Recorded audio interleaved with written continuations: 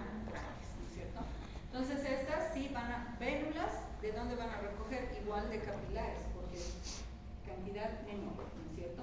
Pero sí van a ir formándose para ir formando, moviéndose, mejor dicho, para ir formando una vena ya de un tamaño un poco mayor. Las venas ya como tal funcionan como conductos para el transporte de sangre. Como dice que vuelve desde las vénulas al corazón. Sirven como una reserva importante, ojo, de sangre extra. Sí es un punto muy importante en la parte de las venas, porque cuando se requiere, acuérdense, nuestro cuerpo con venas, ¿no es cierto? Pérdidas o alguna complicación, alguna lesión que se pueda dar. Ese punto extra es lo que puede ayudar en un momento dado a compensar cuando se requiere. Por eso dice, sirve como reserva importante de sangre extra.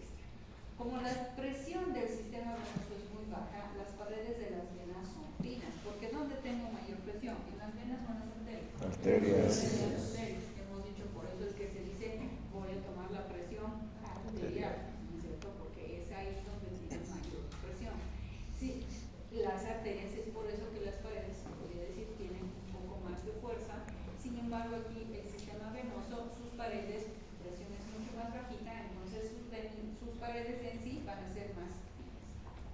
Aún así, pero a pesar de eso, sí tiene una fuerza muscular suficiente para contraerse o expandirse, para poder hacerla el flujo sanguíneo que va a necesitarse, ¿no? O sea, actuar como un reservorio controlable para la sangre extra, lo que les he dicho aquí, ¿no es cierto? Que es muy importante, mucha a poca dependiendo de las necesidades de la circulación. O sea, son un plus, vamos a decirlo así, que tienen la parte de las venas, ¿no? Que nos ayuda a tener un poco de sangre extra, evidentemente, vuelvo a repetir, cuando se va a necesitar o cuando se requiere, ¿sí? Entonces es lo que normalmente estábamos hablando, ¿no? Que tenemos nuestras circulaciones distintas, nuestra parte arterial, la parte venosa, cómo hacemos las conexiones importantes, quién es el que va a regir todo esto. Nuestra bomba principal sería el corazón, pero ojo, aquí estamos queriendo ir, mi circulación va a estar disminuida, si va a haber una pérdida de sangre en algún lugar, va a haber lesiones en algún lugar, evidentemente tampoco va a recibir la suficiente cantidad de sangre para que después también trabaje, ¿no? Va a tratar de cumplir las necesidades, pero cuando ya llega a un límite ya no puede, y ahí es donde va a empezar a ver los fallos, ¿no? Entonces eso es lo que normalmente vemos. Miren, aquí está la parte de nuestras venas, de nuestras vénulas, que hemos dicho van uniendo, se van formando ya en mayores venas, ¿no? Aquí tenemos las venas cava inferior, la vena cava superior y la parte de las arterias, ¿no? Ahora, las superficies transversales de las venas es mucho mayor que las arteriales, como se dicen, como que 4 veces mayor. Esto explica la gran capacidad de reserva de sangre en el sistema venoso, lo que les decía, que tiene una reserva extra, ¿no es cierto? A eso se refiere, ¿no? Por eso sus superficies es mayor que las arterias, en 4 veces, y eso es lo que nos va a ayudar, esa reserva que puede tener el sistema venoso en un momento dado comparado con la parte arterial, ¿sí? Ahora, tenemos presiones en las distintas porciones, como se dice, de la circulación. Como el corazón bombea la sangre, sabemos continuamente a dónde, a la aorta, ¿no es cierto? La presión media en este vaso es alta, con una media de 100 milímetros de mercurio, cuando estamos haciendo estas mediciones. Además, como el bombeo cardíaco hemos dicho que es normalmente ¿qué? Pulsátil, la presión arterial alterna entre una presión sistólica de 120 y una diastólica de 80, ¿no es cierto? Ese es el parámetro que nosotros manejamos, y ya después cuando son más o menos es porque subiera esto, disminuye, ¿no? Cuando el flujo sanguíneo atraviesa la circulación sistémica, la presión media, que hemos ido diciendo, va disminuyendo hasta casi llegar a casi 0 milímetros de mercurio cuando llega a la terminación de las venas cavas superior e inferior. Quiero decir que vamos a decirlo a 0, pero no con lo que estoy diciendo 0 de que no vamos a tener nada, ¿cierto? Ojo con eso, ¿no? Sino que la mayor presión es cuando sale, ¿no es cierto?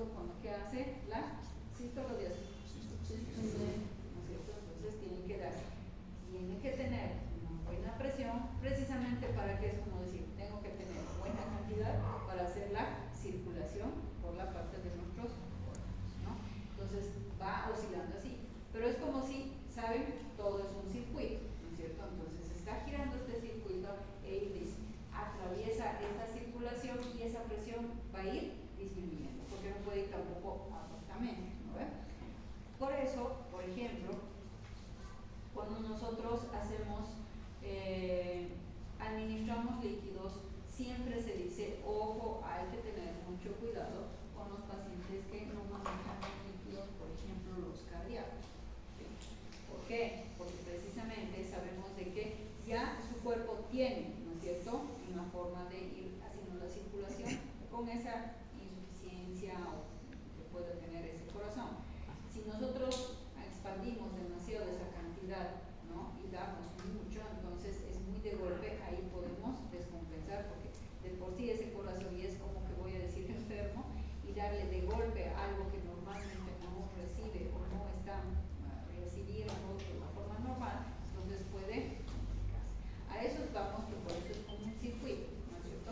El circuito va mucho más rápido, más fuerte, y después va a ir disminuyendo, es como un juego, ¿no? Y volver otra vez, ¿no?, para que vaya aumentando estas presiones. Por eso dice, cuando llega a las terminaciones de esas venas cavas superior y inferior, donde se vacía la aurícula derecha del corazón. Y ahí empieza, ¿no es cierto? Que hemos ido hablando.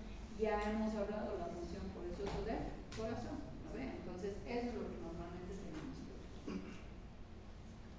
La presión ahora, como se dice, de los capilares sistémicos oscila desde 35, la presión de los capilares desde 35 milímetros de mercurio cerca de los extremos arteriolares, ¿sí?, hasta tan solo 10 milímetros de mercurio cerca de los extremos venosos. Estamos ahorita viendo presiones. ¿Han visto? Hay diferentes presiones de acuerdo a los lugares, ¿no ve? Tenemos diferentes presiones. Pero la presión media funcional y la mayoría de nuestros lechos vasculares es de cuánto, de 17 milímetros de mercurio. Aproximadamente una presión, como se diría, suficientemente baja, que permite pequeñas fugas de plasma a través de ¿qué? De nuestros poros diminutos de las capilares, de las paredes capilares. Tenemos unos diminutos poros, como se dice, que puedan ir pasando, ¿no es cierto? Aunque los nutrientes pueden difundir fácilmente a través de los mismos poros hacia las células de los tejidos externos. No se me compliquen, solamente estamos viendo características, presiones y forma como está trabajando cada sector de la circulación, ¿no es cierto? Son presiones diferentes, de acuerdo a unas presiones nos van a hacer de que puedan pasar ciertas cantidades, acuérdense, porque todos hay líquidos permeables, impermeables, ¿no es cierto?, dependiendo de qué. Aquí estamos hablando de la parte de los líquidos, algunos nutrientes pasan también por poros de estos tejidos, pero también estas presiones pueden pasar a través de estos poros diminutos de nuestras paredes que tenemos de la parte capilar, ¿sí? La presión normal en las arterias pulmonares, presión arterial pulmonar es de 25 milímetros de mercurio. Presión sistólica, estoy hablando de sectores, ¿no es cierto? Presión arterial pulmonar. Presión sistólica, 8 milímetros de mercurio. Presión diastólica, generalmente, y 14 a 16 milímetros de mercurio sería mi media, ¿sí? O sea, pero aquí, en la parte de las arterias pulmonares. ¿Por qué siempre decimos milímetros de mercurio? Porque las medimos en eso, ¿no es cierto?, en esa media, milímetros de mercurio. Son esas diferencias de presiones que tenemos.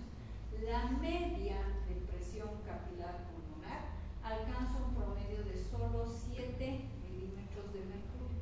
Aún así, el flujo sanguíneo por minuto a través de los pulmones es el mismo que en la circulación sistémica, porque es fuerte, ¿no es cierto? O sea, a pesar de eso, tenemos una buena circulación, ¿no? Ya vemos eso, estamos viendo fisiológicamente que tendríamos este tipo de presiones en los diferentes lugares para que pueda llegar a funcionar. ¿Cuáles son los principios básicos de toda esta función circulatoria? Primero vamos viendo que tenemos todas estas presiones para que trabajen de una forma acorde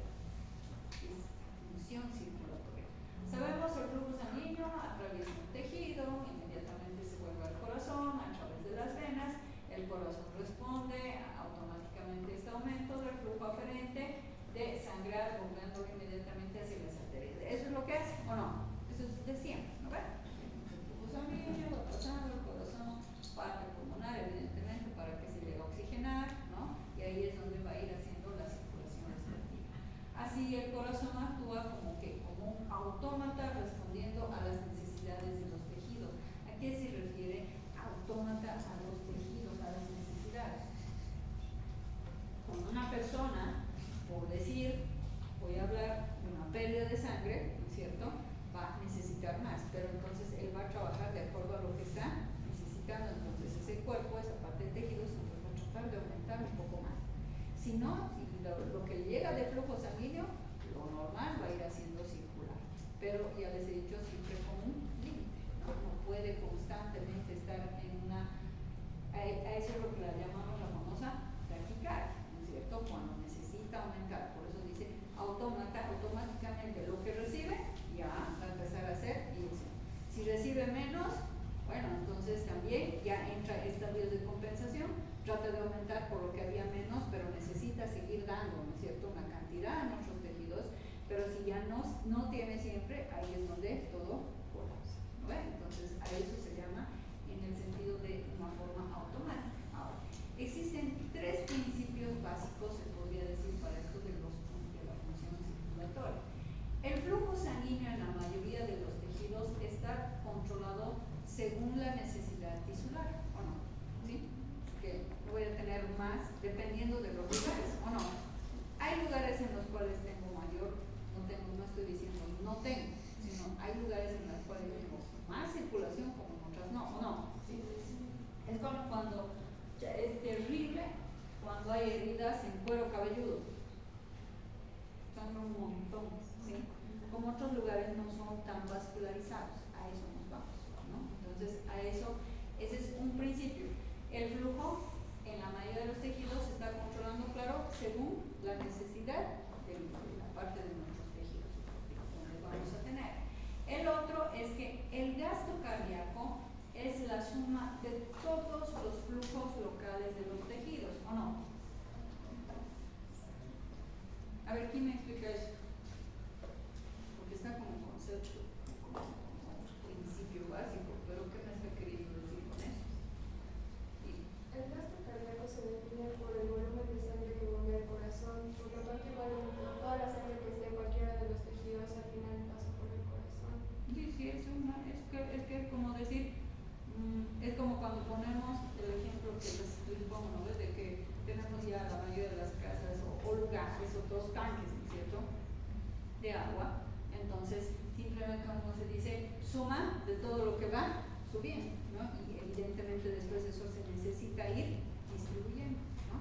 Por eso dice, es la suma de todo lo que va a ir aumentando de todos los flujos locales de nuestros tejidos, ¿cierto?, que van a ir pasando después a la parte del corazón. Y el tercero sería ¿qué?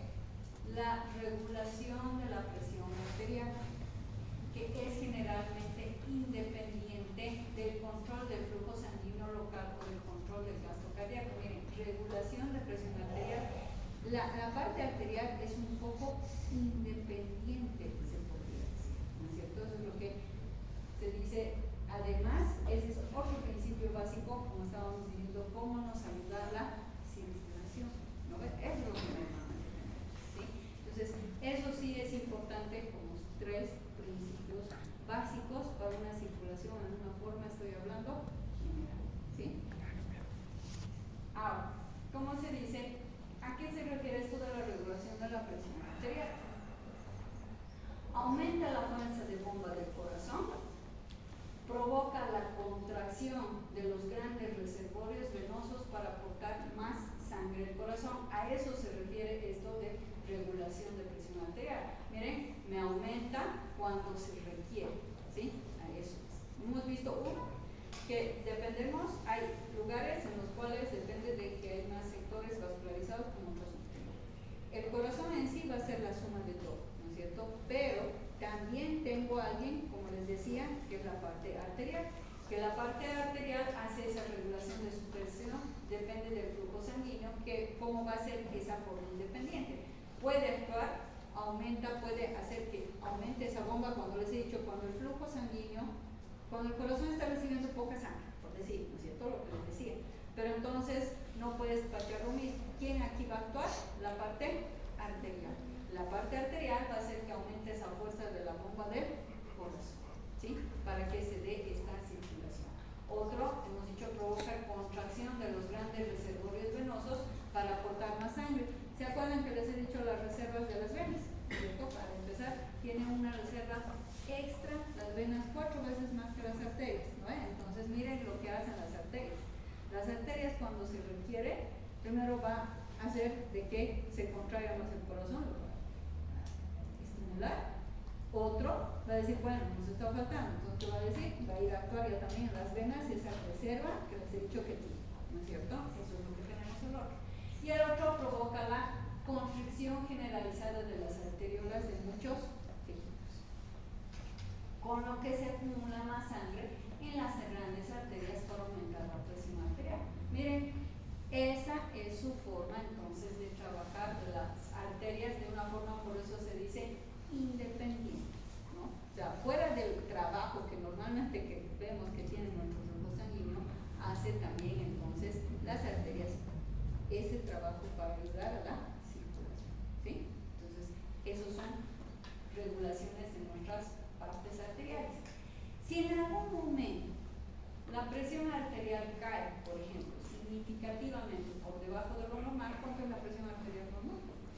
120-80. 120, ¿no? Si bajaría más allá de lo normal, una descarga, sí, pero miren, para que vean, además vienen otros, una descarga de reflejos nerviosos provoca en pocos segundos una serie de cambios circulatorios. Es como les he dicho, ¿quién es el que recibe todos estos problemas a nivel de nuestro sistema nervioso, de diferentes conexiones? Ha bajado demasiada esa presión, inmediatamente nuestro cuerpo trata de compensar esa, vamos a decir, la hipotensión, pero muy lejos, ¿no? Entonces, ¿qué pasa? Inmediatamente va a haber una descarga de reflejos nerviosos que estos van a provocar en pocos segundos una serie de cambios circulatorios que van a hacer que se eleve un poquito la presión arterial de nuevo hasta normalidad, ¿sí? En especial, se podría decir, las señales nerviosas que tenemos que van a recibir este tipo de estímulos. Pero es un bloque. Por eso es que puede compensarse. Pero yo les he dicho, no comienzo bueno, entonces si tengo que me compense, no hay problema, no, ojo. Si esto es muy continuo, ¿qué va a pasar? Porque, ¿a qué quiero llegar? Esto es algo rápido. Es como cuando a veces alguien como que se desmayó o alguien se descompensó y ¿qué ha pasado? Se ha bajado la presión, ¿no es cierto? Pero no se complicó más, ¿se dan cuenta? ¿Por qué? Porque ha habido esa señal del estímulo nervioso para que un poquito pueda tratar de compensar, ¿sí? Otra cosa es que sea algo mucho más grave. Un paciente empieza a presentar hipotensión porque está choqueado, por decir, ¿no es cierto? Porque más, digamos, una gran pérdida de sangre, un proceso infeccioso mayor, entonces eso es otra cosa, ¿no es cierto? Entonces estoy diciendo algo así, ¿no? Que sí trata de compensar esto por señales nerviosas, eso vamos a ver el sistema nervioso que van a recibir, voy a decir, este estímulo, tratan de un poquito poner esa presión para que no pueda ser una mayor descompensación, ¿sí? Eso es lo que normalmente tenemos que ver. Ahora, las interrelaciones entre la presión, el flujo y la resistencia. O sea, ¿qué es lo que vemos en eso? El flujo sanguíneo que atraviesa un vaso está determinado por dos factores. ¿Por qué factores sería el flujo sanguíneo cuando va pasando por un vaso? Para la redundancia sanguínea. ¿Qué tiene que atravesar? Diferencia de presión de la sangre entre los dos extremos de un vaso denominado gradiente de presión. Es como decir, aquí tengo una presión, tengo un vaso sanguíneo, aquí tengo un extremo al otro, ¿sí? Y aquí tengo una presión y tengo otra presión. Estas presiones tienen que pasar, ¿quién? Es el flujo sanguíneo para que pueda pasar fácilmente. Es como tener puertas, ¿no ven? Es como que yo voy a poder pasar todas estas puertas mientras tenga mis llaves, ¿no ven? Es lo mismo, el flujo sanguíneo tiene que atraviesa, se podría decir, estos factores. Uno, esas diferentes presiones que se llaman gradiente de presión en el vaso que empuja la sangre a través del vaso para que no exista ningún tipo de problema, ¿sí? Y la otra, ¿cuál sería? Los impedimentos que el flujo sanguíneo encuentra en el vaso, que se conoce como resistencia vascular, ¿sí? Nuestro flujo sanguíneo que va a atravesar depende de eso. ¿Uno de qué? ¿De cuál sería? Entonces, de las diferentes presiones y además de una resistencia que puede ser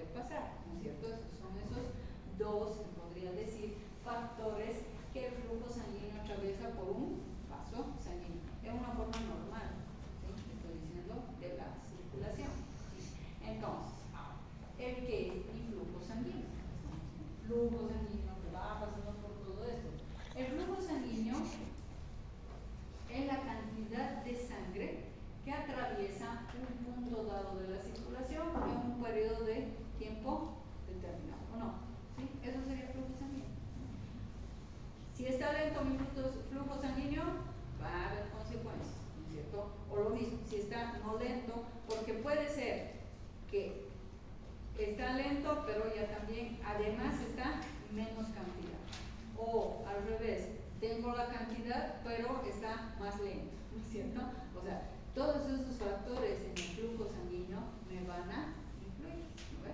Para que tenga una buena, ¿qué cosa? Circulación. Nada más estamos viendo aparte de circulaciones. Normalmente se expresa en mililitros por minuto o litros por minuto, ¿no? Lo que conocemos como la parte de nuestro flujo sanguíneo. El flujo global, entonces, de toda la circulación de un adulto en reposo es de ¿cuánto? 5.000 ml por. Si eso está disminuido, va a haber problemas, ¿no ven? O si está enlentecido, lo mismo, ¿no? Pero ahorita estamos viendo entonces una forma fisiológica que tenemos. ¿Cuáles son los métodos de medición del flujo sanguíneo? Hay, como se dicen, los famosos flujómetros electromagnéticos, o también por medio de ¿qué? ¿Cómo puedes saber que está circulando bien o no? Por el Doppler. Yo les he dicho, no estoy hablando de presiones arteriales, porque si diría presión arterial, ¿qué tengo que usar? Presión. Ahorita estoy hablando de flujo sanguíneo. Quiero saber, a ver, por decir, hay pacientes que tienen problemas como las, vemos exacto, lo más con las bajas, pero se les complicó y empiezan a tolerarles muchos empates que se llaman las famosas trombosis venosas profundas. Entonces, ¿qué hacemos? Para ver cómo está yendo ese flujo, ¿qué hacemos? Pedimos un método, un examen de Doppler. Entonces van a hacer, es como una, ¿cómo se dice? Es una ecografía, ¿no? Puede ser por medio de eso. Se hace una medición, ¿cómo está circulando entonces todo esto? ¿No es cierto? Eso es lo que tenemos que ver para que normalmente si está o no está dentro de parámetros normales. Para mañana, todos, a ver, hasta aquí, hasta 1, 2, 3, voy a decir hasta la cuarta fila se me van a ir para atrás y los de atrás se van a sentar adelante. ¿Por qué? Porque se ocupan de hablar los de atrás. Por mañana. Porque mañana se pasa normal. No, doctora, aquí está bien. Así, entonces, pues, visión del flujo sanguíneo, por un lado, eso es lo que más ahora, antes se hablaba de este flujómetro electromagnético, mucho más complicado, ¿no? Con la tecnología ahora tenemos los Doppler, y por ecografía se llama eco-Doppler, ¿sí? Entonces, ¿cómo puedo saber? Creo que tengo un problema, no está circulando bien, eco-Doppler, ¿sí? Para que se vea una ecografía del flujo sanguíneo determinado de ese lugar.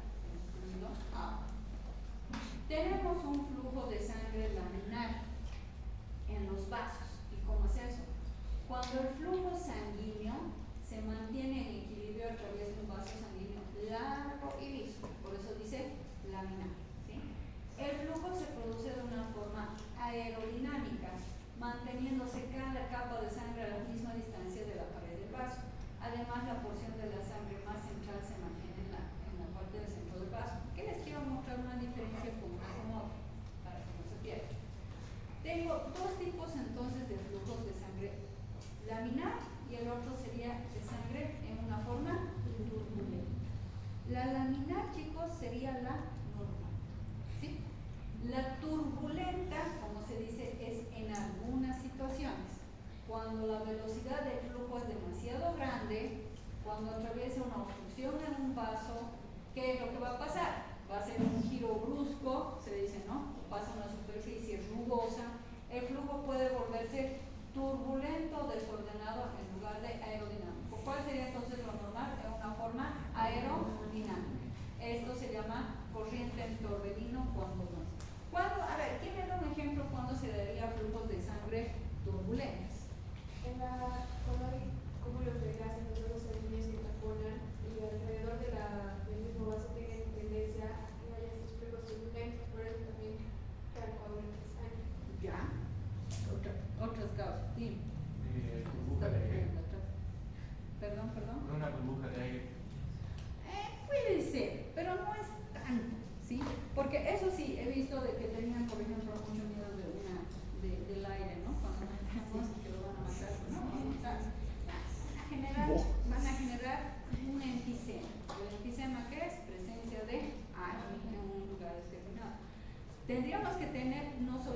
una, sino más, ¿sí? Más, está bien, pero más cantidad de esto que nos va a obstruir, porque estoy hablando, ¿por qué turbulentos? Porque voy a tener una obstrucción sería, por ejemplo, pueden ser trombos, por lo que decían burbujas, que una cantidad, que después sería, también tendría mucho que ver las características de las paredes.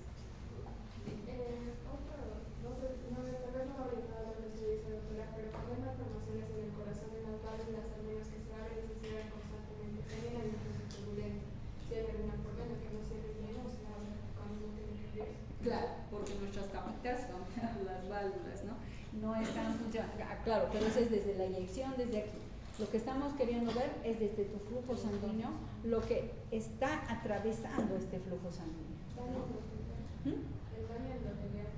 También, porque podemos ver de que sus paredes, por eso les decía en la estructura, ¿no es cierto?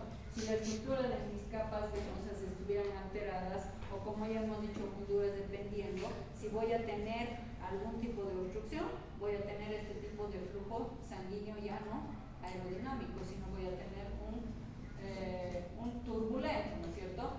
El flujo de forma laminar sería lo normal, ¿sí?